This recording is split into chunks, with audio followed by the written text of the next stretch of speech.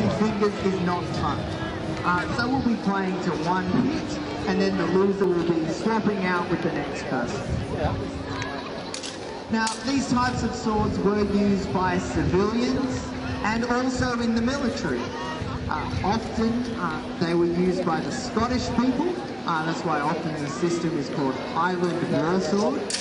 But it was also used by the English, the Germans, the French, anyone who could pick up a sword, really.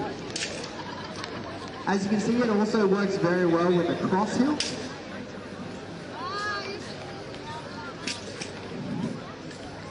Lots of defensive movements again. It's making sure I can hit you without you hitting me. So they'll circle around each other a few times, they'll step backwards and sideways, all before they decide, I'm going to hit you next.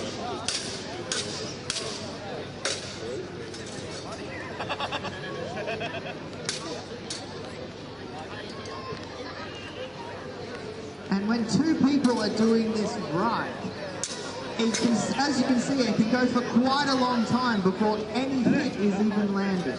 It's a very defensive system. There's another work by a gentleman called George Silver, and his book that teaches people how to fight with these swords has more to do with defense than it does with attack. Because if you attack without defending yourself, well then you just get stabbed in the face, and that's not fun for anyone. Great. And they're trying to put hay down so you can walk on it, but it ain't working.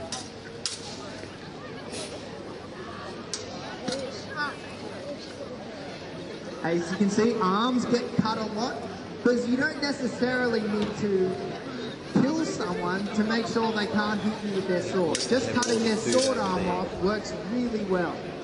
And the best thing is their sword arm is often closer to you than their head or their body.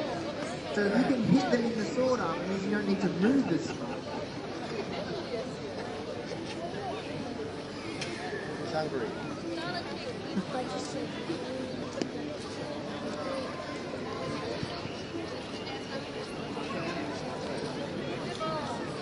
Khalil's sounding out his opponent, staying at distance, trying to figure out what Stabby's thinking, trying to work out what he's going to do.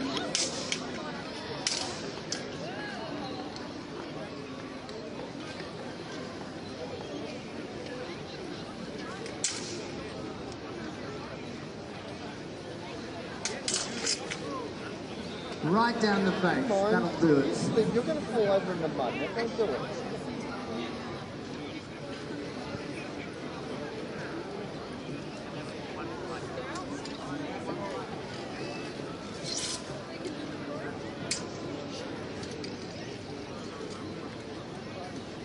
And as you might have noticed, Dave has the advantage in this one because he's taller.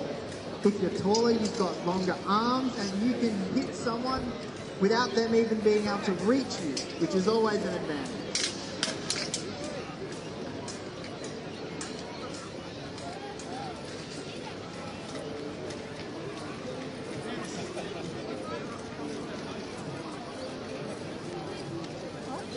This is a very different environment to our usual fencing training ground. Normally we're in a hall, and so the combatants are still getting used to the slippery, marshy conditions.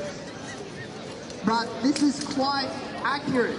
People would fight in conditions like this quite regularly on the battlefield, and so would have to learn not to fall over, because falling over when your opponent still has a sword in his hand is a bad idea.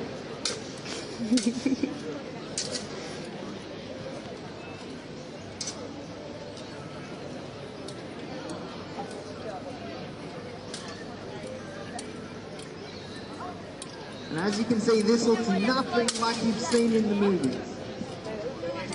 This is based on what would actually occur on the battlefields of the Renaissance on earlier periods. But the movies, they just want to look cool. They just want to get people spinning around and jumping off things. But this is an exercise in historical scholarship, as well as just plain good fun.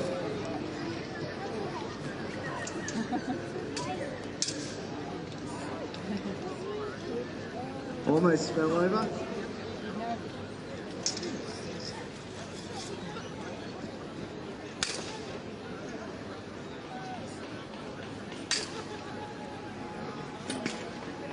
back at the leg. My arm's Okay, cramping. this looks like it'll be the last fight. Oh, yeah. I will.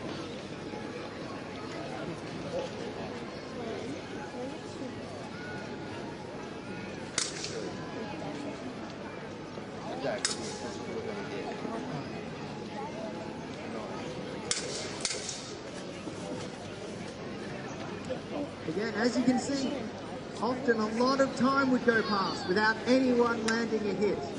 That means they're doing it right.